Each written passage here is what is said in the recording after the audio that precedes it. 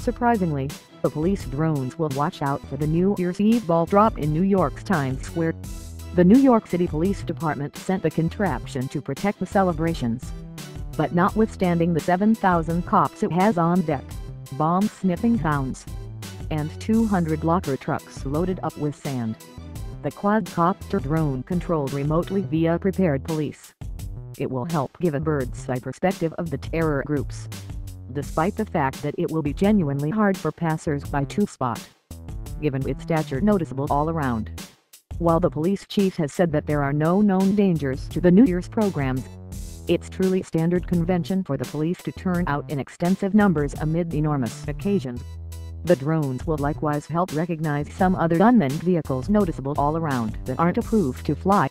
It will be fastened to a building and flown in an untouchable territory so that in the occasion it crashes, no one will get injured from remaining underneath. Drones are moderately new to the New York police. The NYPD just reported it had procured them out of the blue prior this month. At the time, Police Commissioner James P. O'Neill said in an explanation that the police should dependably use the advantages of new and continually enhancing innovation.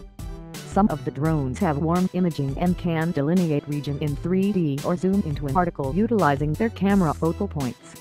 As of late, the NYPD has attempted endeavors to modernize. A year ago, the Power surrendered its 36,000 Windows cell phones and started to make the progress to Japanese.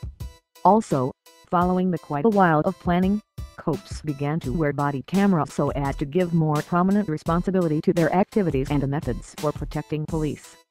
Despite the fact that the police compel hit a minor obstacle in October, when one of the cameras burst into flames, expressed objective has been to give one camera to each officer before the finish of 2019. With the extra cameras be that as it may, both body cams and automatons have turned into the point of discussion among nearby backing gatherings who alert that insufficient done to defend people's rights to security.